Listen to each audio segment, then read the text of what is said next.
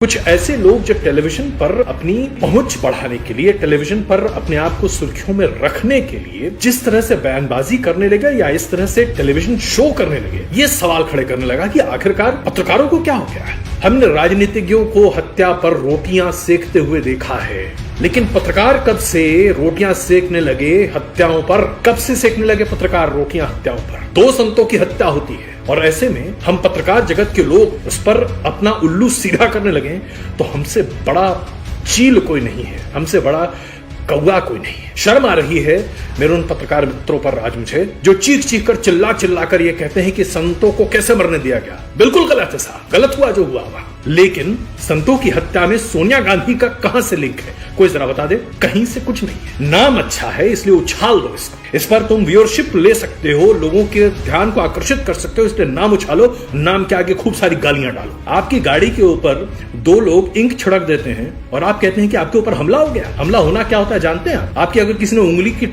भी तोड़ दी होती है ना तो उसको कहते हैं हमला। चलिए, आपके ऊपर जो हुआ बहुत गलत हुआ, लेकिन जब आप इस तरह से लोगों की भावनाओं के साथ खेल रहे हैं तो क्या लोग कुछ करेंगे नहीं आपके साथ? आप टीवी पर बैठकर तमाम लोगों को जो चाहे सो बोल सकते हैं और आप सुनना भी नहीं चाहते। क्या प्रमाण है आपके पास कि महाराष्ट्र की सरकार ने जानबूझकर संतों की हत्या करवाई वहां पर? क्या प्रमाण है आपके पास कि कम्युनिस्ट पार्टी के लोगों ने जानबूझकर संतों की हत्या करवाई वहां पर? प्रमाण है तो देश के सामने रखिए।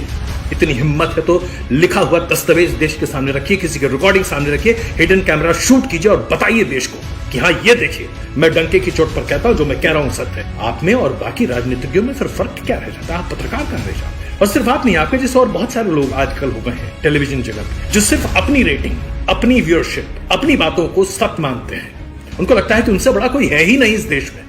आज जहां पूरी दुनिया में बात इसकी हो रही है कि कैसे आप दुष्प्रचार को खत्म करें, वहां पत्रकार अगर इसका हिस्सा बन जाए तो इससे बड़ा जघन्य अपराध और क्या हो सकता है। आप बहुत बड़े अपराधी हैं। वो तमाम लोग जो आज इस तरह से रिपोर्टिंग कर एंकरिंग कर अपनी रोटियां सेक रहे हैं, जो दंगों पर अपनी राजनीतिक रोटियां सेकते हैं, जो लोगों की हत्याओं पर अपनी राजनीतिक रोटियां सेकते हैं, जो सांप्रदायिकता के नाम पर अपनी राजनीति की दुकान चलाते हैं, कोई फर्क नहीं है। आपने इस सीमा को लांघ दिया, मिटा दिया हमेशा के लिए। और ऐसे छोटे लोगों की वजह से ही आज टेलीविजन पत्रकारिता की हमारे पेशे पर लोग इतने बड़े सवाल खड़े करते हैं। बहुत तकलीफ होती है जब हमसे चलते चलते कोई आदमी पूछता है कि क्या इस देश का मीडिया बिक चुका है। चलते चलते लोग पूछते हैं कि क्या देश में आज कोई सही आवाज उठाने वाला नहीं है। बच्चा आपके ऊपर उम्मीद से नहीं बल्कि हिकारत से देखने लगता है तो आपको तकलीफ होती है।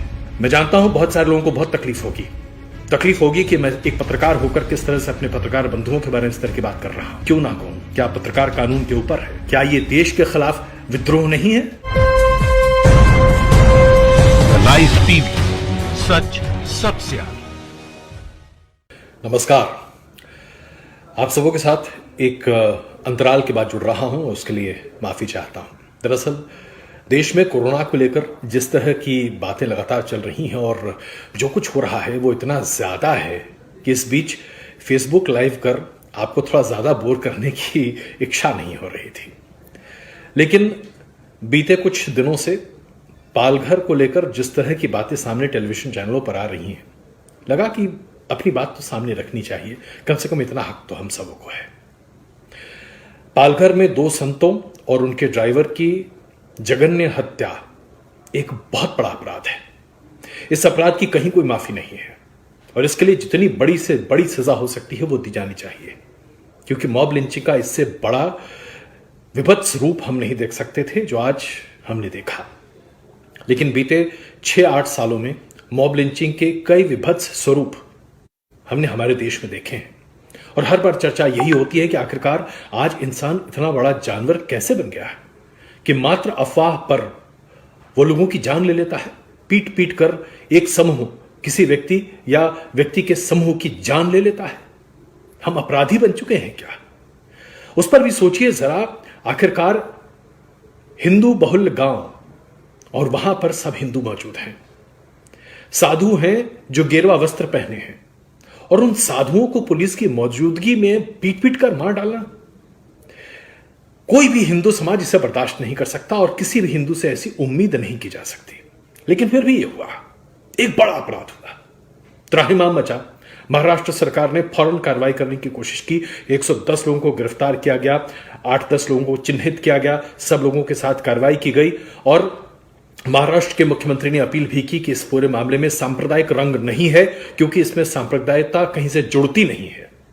हम सबों ने ये सारी बातें देखी, समझी और हमें इस बात पर भी यकीन हुआ कि लगता है कि महाराष्ट्र सरकार तेजी से और फौरन इस पर कार्रवाई करने जा रही है। आखिरकार शिवसेना की अगुवाई में महाराष्ट्र की सरकार चल रही है और संतों की हत्या उसी राज्य में हो जाए तो शिवसेना के लिए इससे बड़ी डूब मरने की बात और क्या हो सकती है।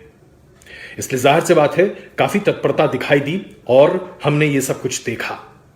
लेकिन उसके बाद कुछ ऐसे लोग जो टेलीविजन पर अपनी पहुंच बढ़ाने के लिए, टेलीविजन पर अपने आप को सुर्खियों में रखने के लिए जिस तरह से बयानबाजी करने लगे या इस तरह से टेलीविजन शो करने लगे, यह सवाल खड़े करने लगा कि आखिरकार पत्रकारों को क्या हो गया है। हम पत्रकारों का तो काम है कि जहां जो अपराध है, जो गलत है, उसे सामने लाएं, ध्यान आकर्षित करें सरकार का कि इस पर कार्रवाई कीजिए। अगर सरकार कार्रवाई कर रही है तो चलिए उसमें हम दखल न दें, लेकिन कम से कम उसकी जांच की परतों को बाहर निकालें और जनता के सामने सत्य को सामने रखने की कोशिश करें। यह हमारी जिम्मेदारी है। लेकिन जब पत्रकार जगत के कुछ एक लोग जो नामचीन हैं, जिनके करोड़ों करोड़ दर्शक हैं और लोग उनसे जुड़ते हैं, वो लोग जब एक विषैली बात लेकर सामने आ जाते हैं, एक ऐसा ध्येय लेकर सामने आ जाते हैं जो कि प्रस्तुत करता है एक बहुत ही विभत्स तस्वीर। हमने राजनीतिज्ञों को हत्या पर रोटियां सेकते हुए देखा है, लेकिन पत्रकार कब से रोटियां सेकने लगे हत्याओं पर? कब से सेकने लगे पत्रकार रोटियां हत्याओं पर?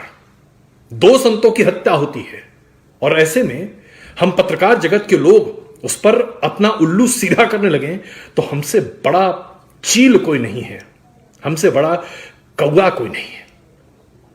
बहुत शर्म आती है, शर्म आ रही है मेरे उन पत्रकार मित्रों पर आज मुझे, जो चीख चीख कर चिल्ला कर यह कहते हैं कि संतों को कैसे मरने दिया गया। बिल्कुल गलत है साहब, गलत हुआ जो हुआ। वहां पर सरकार पर उंगली उठाइए, सरकार की जांच में कमी है तो उंगली उठाइए, पूछिए सरकार से, गिरवा पकड़िए सरकार का, झकझोर दीजिए सरकार को, हिला दीजिए सरकार को। लेकिन यह क्या कि आप बस सरकार की बखिया इसलिए उधेड़ना चाहते हैं क्योंकि आपको लगता है कि आपने बीड़ा उठा लिया है और आप किसी भी बारे में, किसी भी व्यक्ति के बारे में असभ्य से असभ्य, गंदी से गंदी भाषा, गलीच से गलीच, अपमान की बातें कहें। भाई शब्द नहीं है मेरे पास जिस तरह की भाषा का इस्तेमाल किया जा रहा है। मैं पूछता हूं आपसे, उद्धव ठाकरे की अगुवाई में महाराष्ट्र में सरकार चल रही है। बड़ा पार्टनर शिवसेना है, दूसरा बड़ा पार्टनर एनसीपी है, तीसरा पार्टनर कांग्रेस है, माइनॉरिटी पार्टनर। कांग्रेस का प्रतिनिधित्व अनुपात के आधार पर मंत्रिमंडल में भी है। ऐसे में सोनिया गांधी क्या महाराष्ट्र में सरकार चला रही हैं कि संतों की हत्या करने के लिए सोनिया गांधी के ऊपर ठीकरा पड़ा जाए? सही गलत मैं नहीं जानता, लेकिन मैं आपसे पूछता हूं, बताइए जरा, क्या सोनिया गांधी सीधे तौर पर महाराष्ट्र की सरकार चला रही हैं? क्या सोनिया गांधी ने आज तक देश में कोई सरकार चलाई है? सोनिया गांधी के राजनीतिक समझ, उनकी सूझबूझ पर तमाम सवाल हम पत्रकारों ने उठाए और उठाने भी चाहिए। कोई दूध की धुली नहीं है सोनिया गांधी और कांग्रेस पार्टी। लेकिन संतों की हत्या में सोनिया गांधी का कहां से लिंक है? कोई जरा बता दे। कहीं से कुछ नहीं है। नाम अच्छा है इसलिए उछाल दो इसको, इस पर तुम व्यूअरशिप ले सकते हो, लोगों के ध्यान को आकर्षित कर सकते हो, इसलिए नाम उछालो, नाम के आगे खूब सारी गालियां डालो। भाई जरा मुझे बताइए, हम सब हिंदू सनातन धर्म के पालन करने वाले लोग हैं और भारतीय संस्कृति को पालन करने वाले लोग हैं।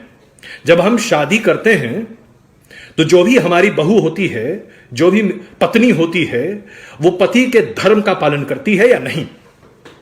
रामायण महाभारत हर पुराण में उठाकर देख लीजिए, कहीं भी देख लीजिए। सोनिया गांधी विदेशी मूल की हैं जरूर, लेकिन अंततः उन्होंने एक हिंदुस्तानी से तो शादी की है। तो क्या वो आज भी विदेशी हैं?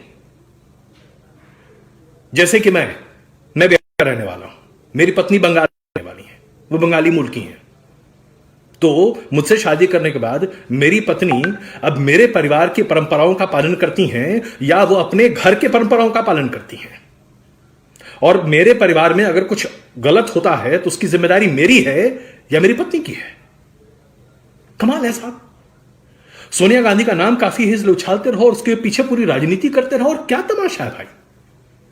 आपकी गाड़ी के ऊपर दो लोग इंक छिड़क देते हैं और आप कहते हैं कि आपके ऊपर हमला हो गया। हमला होना क्या होता है जानते हैं आप? आपकी अगर किसी ने उंगली की भी तोड़ दी होती है ना तो उसको कहते हैं हमला। चलिए, आपके ऊपर जो हुआ बहुत गलत हुआ, नहीं होना चाहिए। किसी भी पत्रकार को धमकाना नहीं चाहिए, बिल्कुल नहीं धमकाना चाहिए। लेकिन जब आप इस तरह से लोगों की भावनाओं के साथ खेल रहे हैं तो क्या लोग कुछ करेंगे नहीं आपके साथ? करेंगे ही, तो आपको तैयार रहना चाहिए ना।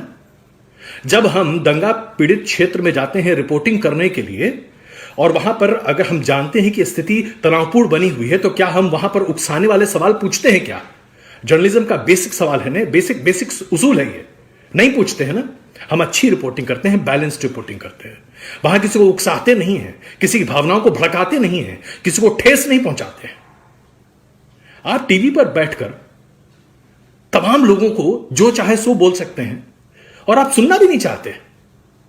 चलिए, बोलने का आधार तो होना चाहिए। किस आधार पर आप तमाम बातें बोल रहे हैं? क्या आधार है आपके पास? क्या प्रमाण है आपके पास? क्या प्रमाण है आपके पास कि महाराष्ट्र की सरकार ने जानबूझकर संतों की हत्या करवाई वहां पर? क्या प्रमाण है आपके पास कि कम्युनिस्ट पार्टी के लोगों ने जानबूझकर संतों की हत्या करवाई वहां पर? प्रमाण है तो देश के सामने रखिए। इतनी हिम्मत है तो लिखा हुआ दस्तावेज देश के सामने रखिए, किसी की रिकॉर्डिंग सामने रखिए, हिडन कैमरा शूट कीजिए और बताइए देश को कि हां, ये देखिए, मैं डंके की चोट पर कहता हूं, जो मैं कह रहा हूं सत्य है। आप में और बाकी राजनीतिज्ञों में फिर फर्क क्या रह जाता है? आप पत्रकार कहां रह जाते हैं? और सिर्फ आप नहीं, आपके जैसे और बहुत सारे लोग आजकल हो गए हैं टेलीविजन जगत में, जो सिर्फ अपनी रेटिंग, अपनी व्यूअरशिप, अपनी बातों को सत्य मानते हैं। उनको लगता है कि उनसे बड़ा कोई है ही नहीं इस देश में, इस दुनिया में। जनाब, आप पत्रकार हैं, आपका काम संवाद है जनता और सरकार के बीच। सरकार और जनता के बीच हम एक पुल हैं, जहां हम संवाद की कोशिश करते हैं, जहां लोगों को जोड़ने की कोशिश करते हैं। अगर हम भ्रमात्मक, गैर तथ्यात्मक और सिर्फ अपने दिमाग की उपज लोगों के सामने परोस रहे हैं, तो हमसे बड़ा अपराधी इस जगत में कोई नहीं है। क्योंकि हम दुष्प्रचार का वो माध्यम बन रहे हैं जिसको खत्म करने का बीड़ा हमने उठाया है। आज जहां पूरी दुनिया में बात इसकी हो रही है कि कैसे आप दुष्प्रचार को खत्म करें, वहां पत्रकार अगर इसका हिस्सा बन जाए तो इससे बड़ा जघन्य अपराध और क्या हो सकता है? आप बहुत बड़े अपराधी हैं। वो तमाम लोग जो आज इस तरह से रिपोर्टिंग कर एंकरिंग कर अपनी रोटियां सेक रहे हैं, आप में और राजनीतिज्ञों में जो दंगों पर अपनी राजनीतिक रोटियां सेकते हैं, जो लोगों की हत्याओं पर अपनी राजनीतिक रोटियां सेकते हैं, जो सांप्रदायिकता के नाम पर अपनी राजनीति की दुकान चलाते हैं, कोई फर्क नहीं है। आपने इस सीमा को लांघ दिया, मिटा दिया हमेशा के लिए। जनाब, हम सब लोग बड़ी कठिन परिस्थितियों से निकलकर सामने आए हैं। बहुत मेहनत से हम सब लोगों ने अपना नाम बनाया है जनता के बीच में, जहां हम जब कुछ कहते हैं तो जनता हम पर भरोसा करती है, मानती है कि जो आप कह रहे हैं वो बिल्कुल सत्य है, क्योंकि आप पड़ताल, जांच, परख और पूरे सोच और विचार के साथ बातों को सामने रख रहे हैं। लेकिन अगर आप सिर्फ विद्वेष, घृणा, हिंसा और चीखने और चिल्लाने के नाम पर अपने आप को सार्वजनिक तौर पर एक बहुत बड़े पत्रकार के तौर पर स्थापित करना चाहते हैं, तो आपसे छोटा आदमी कोई नहीं है। और ऐसे छोटे लोगों की वजह से ही आज टेलीविजन पत्रकारिता की हमारे पेशे पर लोग इतने बड़े सवाल खड़े करते हैं। बहुत तकलीफ होती है, बहुत तकलीफ होती है जब हमसे चलते चलते कोई आदमी पूछता है कि क्या इस देश का मीडिया बिक चुका है। चलते चलते लोग पूछते हैं कि क्या देश में आज कोई सही आवाज उठाने वाला नहीं है। बच्चा बच्चा आपके ऊपर उम्मीद से नहीं बल्कि हिकारत से देखने लगता है, तो आपको तकलीफ होती है। 27-28 साल की मेहनत क्या इसी तरह से पानी में जाएगी? नहीं साहब। हम सब लोग जो आज करीबन 27-28 साल से पत्रकारिता कर रहे हैं और टेलीविजन के विकास के साथ हमने अपना भी एक बड़ा करियर बना दिया है, लार्जर देन लाइफ बन गए हैं हम, सिर्फ इसलिए क्योंकि जनता का प्यार हमें मिला है। याद रखिए, जिस तरह से फिल्म अभिनेता का करियर स्पैन होता है, वैसे ही एक टेलीविजन एंकर का भी करियर स्पैन होता है। आप तभी तक हैं जब तक जनता आपको पसंद करती है। जिस दिन जनता ने आपको भुला दिया, जिस दिन रिमोट से आपको खत्म कर दिया ना, 6 हफ्ते के बाद कोई नहीं पूछेगा आपको। जब मैं फॉक्स में ट्रेनिंग के लिए गया था तो मुझे सबसे पहली चीज यही बताई गई थी कि एक एंकर और एक टेलीविजन रिपोर्टर की जिंदगी है 6 हफ्ते। 6 हफ्ते अगर आप टीवी पर नहीं हैं तो फिर आपको कोई नहीं पूछता, कोई नहीं पहचानता और आपकी कोई औकात नहीं है। सिर्फ औकात बनाने के लिए क्या हम भ्रमात्मक तरीके से अपने देश को तार तार कर दें? क्या यह देश के खिलाफ विद्रोह नहीं है? बहुत सारे आप लोग हैं जो कह रहे हैं मैं कांग्रेस का प्रचार कर रहा हूं, तमाम तरह की बातें। अरे जाइए भाई, कांग्रेस का प्रचार करके मुझे क्या मिल जाएगा? कांग्रेस पार्टी क्या मुझे 2 पैसे दे देगी? आज तक अगर मुझे किसी ने 2 पैसे नहीं दिए तो आज कोई दे देगा? मैं ये सीधी बात कह रहा हूं, सोनिया गांधी का प्रचार नहीं कर रहा। मैं ये कह रहा हूं कि भाई सीधे सीधे बोलिए। जिम्मेदार है राज्य सरकार, जहां पर हर व्यक्ति की सुरक्षा की जिम्मेदारी उसके ऊपर है। अपराध हुआ है, सरकार को उस पर कार्रवाई करनी चाहिए, पुलिस महकमे को जांच करनी चाहिए, दोषी को कोर्ट से सजा मिलनी चाहिए और यही होना चाहिए। लेकिन हम पत्रकार जब खुद ही पुलिस, जांच एजेंसी, अदालत और जज बन जाते हैं ना, तो हमसे ज्यादा बेसिर पैर का कोई नहीं होता। यही बात मैं सामने रख रहा हूं। किसी ने हमें यह अधिकार नहीं दिया कि हम दूसरों पर आरोप मढ़ें बिना किसी तथ्य के, किसी के ऊपर भी। चाहे आप उद्धव ठाकरे का नाम लेकर बेतथ्यात्मक बातें कहें, चाहे आप सोनिया गांधी के नाम पर बेतथ्यात्मक बातें कहें, चाहे आप भारतीय जनता पार्टी के किसी भी नेता के बारे में बेतथ्यात्मक बात कहें, किसी भी नेता, किसी भी सम्मानजनक व्यक्ति, किसी भी सम्मानजनक पत्रकार और किसी भी सामान्य नागरिक के खिलाफ कुछ भी बिना तथ्यों के कहना अपराध है। तथ्य है, सामने रखिए, गर्दन पकड़िए। तथ्य नहीं है, शांत रहिए और चुप रहिए। जिन लोगों के पास जांच का अधिकार है उन्हें जांच करने दीजिए। और हमारे पेशे की सबसे बड़ी खूबसूरती यही है कि हम अपनी बातों को मुखर तरीके से सामने रख सकते हैं और जनता हमारे साथ होती है। हमें यह अधिकार होता है क्योंकि हमारे पास यह एक्सेस होता है। हम जांच सकते हैं कि पुलिस की जांच सही जा रही है या गलत। गलत जा रही है तो पुलिस को लटकाइए, सरकार गलत कर रही है तो सरकार को लटकाइए, कोर्ट गलत कर रहा है तो कोर्ट से सवाल पूछिए। लेकिन बिना किसी के दोषी साबित हुए किसी को दोषी बना देना और उसकी इज्जत को तार तार करना, यह हमारा काम नहीं है, यह पत्रकारिता नहीं है, यह एजेंडा है। और एजेंडा और पत्रकारिता 2 अलग चीजें होती हैं। मैं जानता हूं बहुत सारे लोगों को बहुत तकलीफ होगी कि मैं एक पत्रकार होकर किस तरह से अपने पत्रकार बंधुओं के बारे में इस तरह की बात कर रहा हूं। क्यों ना कहूं? क्या पत्रकार कानून के ऊपर है? क्या पत्रकार मर्यादा के ऊपर है? क्या पत्रकार शुचिता के ऊपर है? मैं नहीं मानता। हम सब देश के कानून, अपनी देश की सभ्यता और संस्कृति, अपनी व्यवस्थाओं से बंधे हुए हैं। और व्यवस्थाओं से ऊपर उठना तभी संभव हो सकता है जब आप देश में सर्वोच्च हों। जब देश के राष्ट्रपति अपनी मर्यादा का पालन करते हैं तो क्या देश का हर नागरिक अपनी मर्यादा का पालन नहीं करेगा? एक पत्रकार को भी उसकी मर्यादा का पालन करने का बुनियादी हक है। यह उसकी ड्यूटी है, उसका फर्ज है। और अगर आप अपना फर्ज पूरा नहीं कर रहे तो आप ईमानदार नहीं हैं, फिर आप चोर हैं। जो ईमानदार नहीं है वो चोर ही है, बीच में ग्रे एरिया नहीं होता। यह मैं मानता हूं, यह मेरी सोच है। आप इससे इत्तेफाक रख सकते हैं, आप इसके खिलाफ बात कर सकते हैं, आप मेरी बातों को काट छांट कर, जोड़ जाड़ कर कुछ नया बना सकते हैं, लेकिन मेरी मूल विचार को मुझसे नहीं छीन सकते।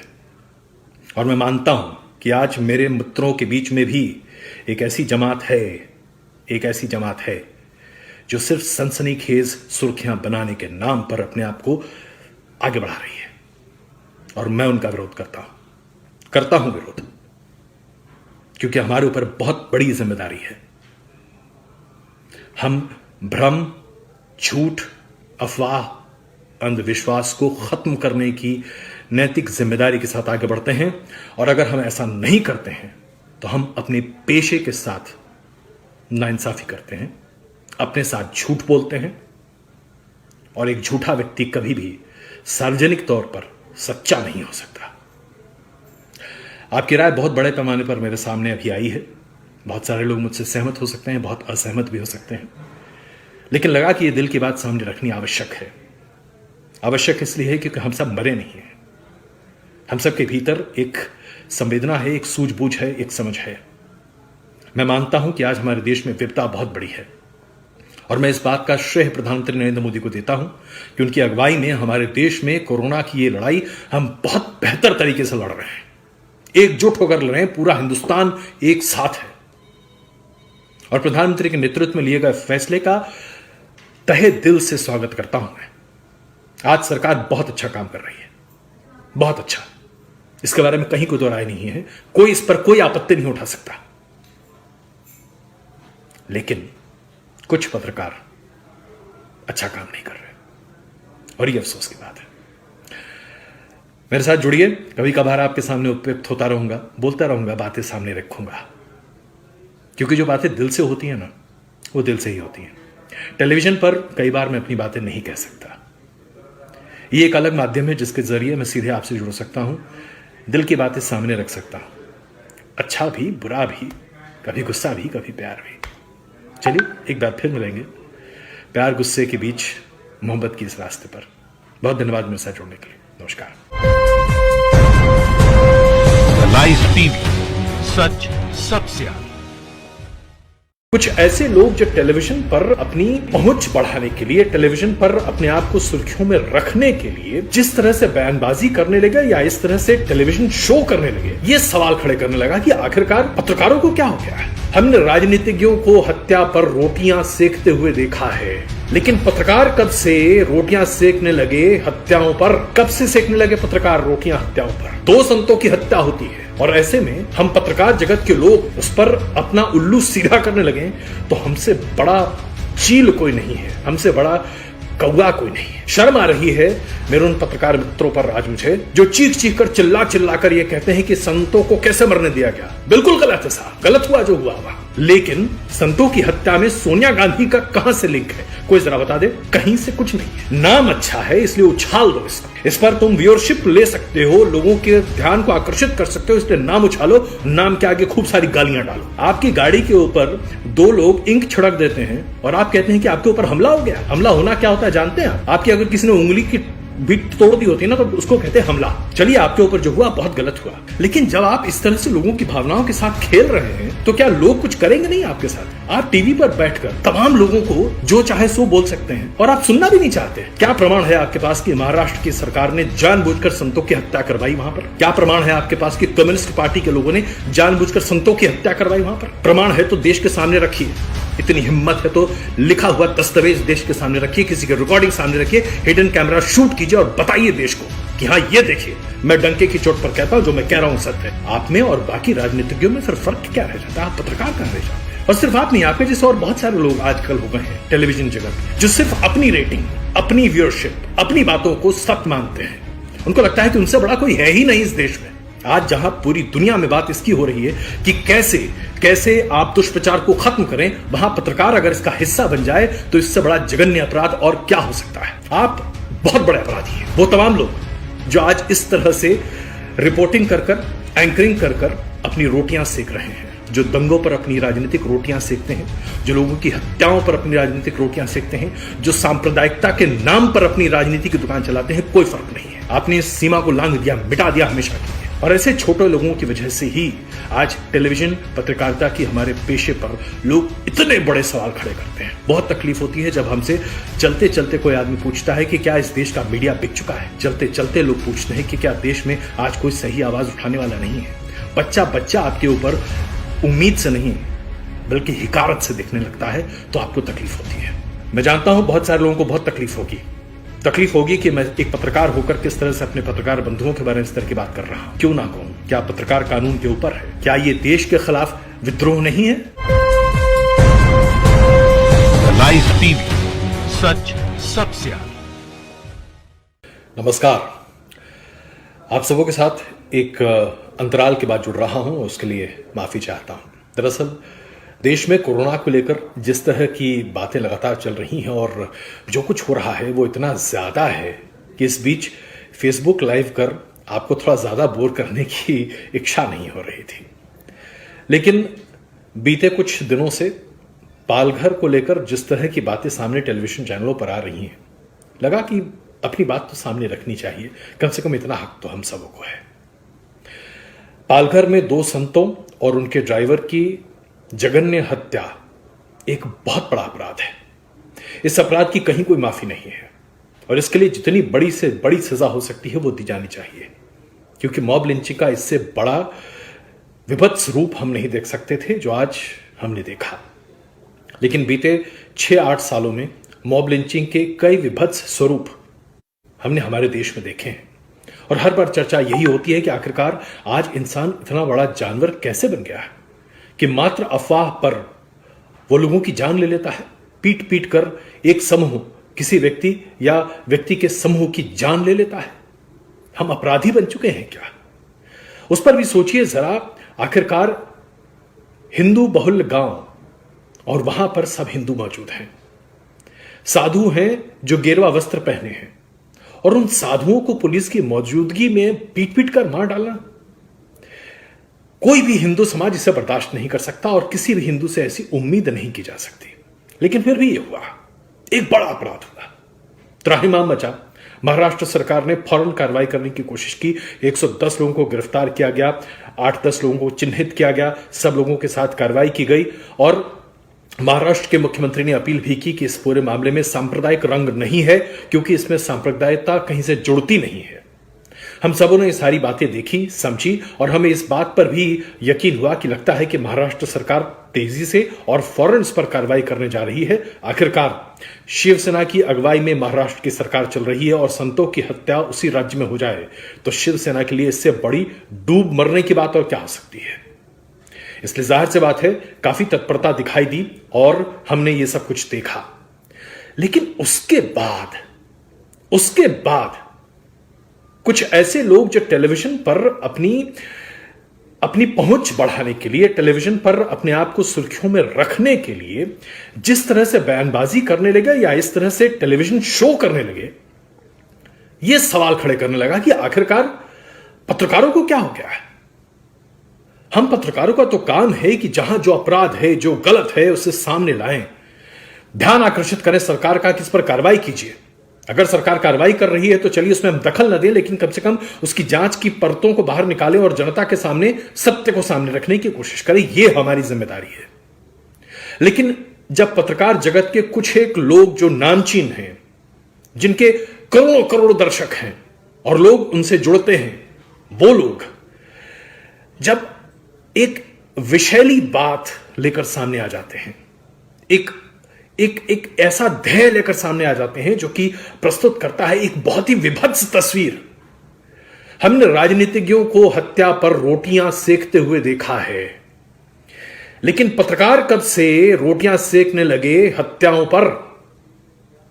कब से सेकने लगे पत्रकार रोटियां हत्याओं पर? 2 संतों की हत्या होती है और ऐसे में हम पत्रकार जगत के लोग उस पर अपना उल्लू सीधा करने लगे तो हमसे बड़ा चील कोई नहीं है, हमसे बड़ा कौवा कोई नहीं है। बहुत शर्म आती है, शर्म आ रही है मेरे उन पत्रकार मित्रों पर आज मुझे, जो चीख चीख कर चिल्ला चिल्ला कर यह कहते हैं कि संतों को कैसे मरने दिया गया। बिल्कुल गलत है साहब, गलत हुआ जो हुआ। वहां पर सरकार पर उंगली उठाइए, सरकार की जांच में कमी है तो उंगली उठाइए, पूछिए सरकार से, गिरवा पकड़िए सरकार का, झकझोर दीजिए सरकार को, हिला दीजिए सरकार को। लेकिन यह क्या कि आप बस सरकार की बखिया इसलिए उधेड़ना चाहते हैं क्योंकि आपको लगता है कि आपने बीड़ा उठा लिया है और आप किसी भी बारे में, किसी भी व्यक्ति के बारे में असभ्य से असभ्य, गंदी से गंदी भाषा, गलीच से गलीच, अपमान की बातें कहें। भाई शब्द नहीं है मेरे पास जिस तरह की भाषा का इस्तेमाल किया जा रहा है। मैं पूछता हूं आपसे, उद्धव ठाकरे की अगुवाई में महाराष्ट्र में सरकार चल रही है। बड़ा पार्टनर शिवसेना है, दूसरा बड़ा पार्टनर एनसीपी है, तीसरा पार्टनर कांग्रेस है, माइनॉरिटी पार्टनर। कांग्रेस का प्रतिनिधित्व अनुपात के आधार पर मंत्रिमंडल में भी है। ऐसे में सोनिया गांधी क्या महाराष्ट्र में सरकार चला रही हैं कि संतों की हत्या करने के लिए सोनिया गांधी के ऊपर ठीकरा पड़ा जाए? सही गलत मैं नहीं जानता, लेकिन मैं आपसे पूछता हूं, बताइए जरा, क्या सोनिया गांधी सीधे तौर पर महाराष्ट्र की सरकार चला रही हैं?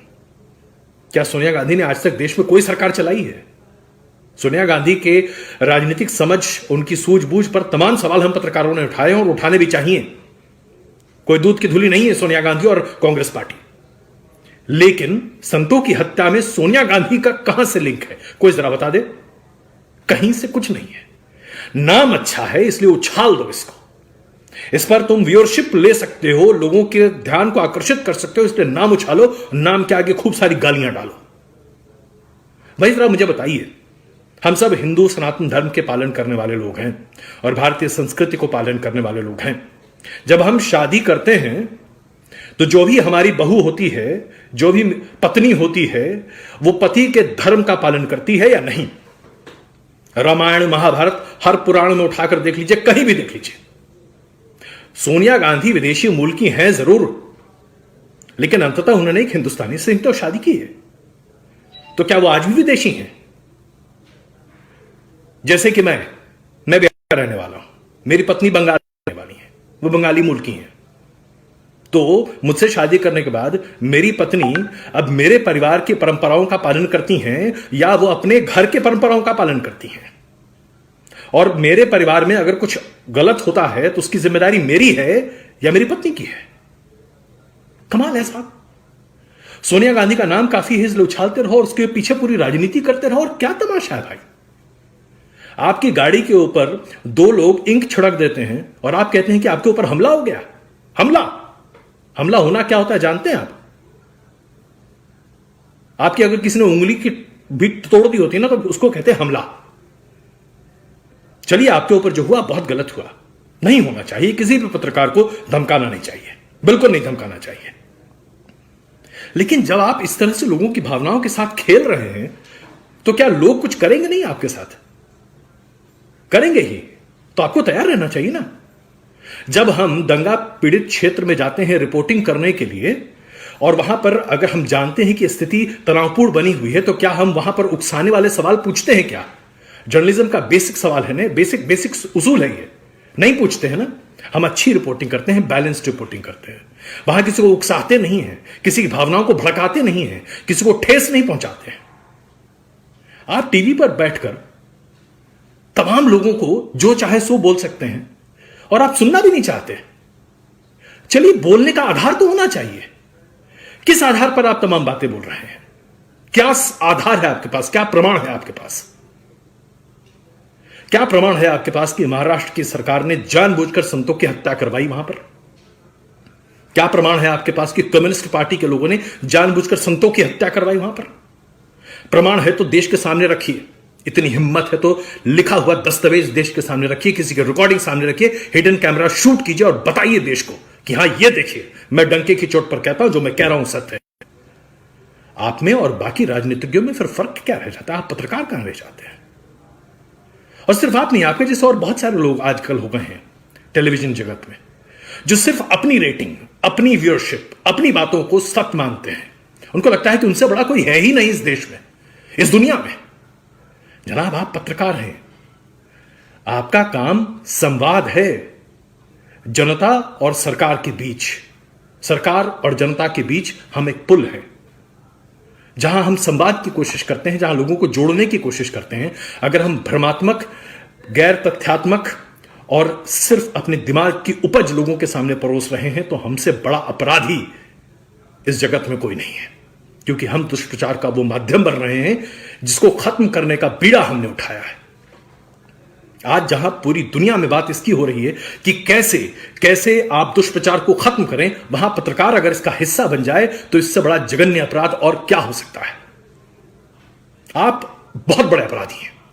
वो तमाम लोग जो आज इस तरह से रिपोर्टिंग कर कर, एंकरिंग कर कर अपनी रोटियां सेक रहे हैं।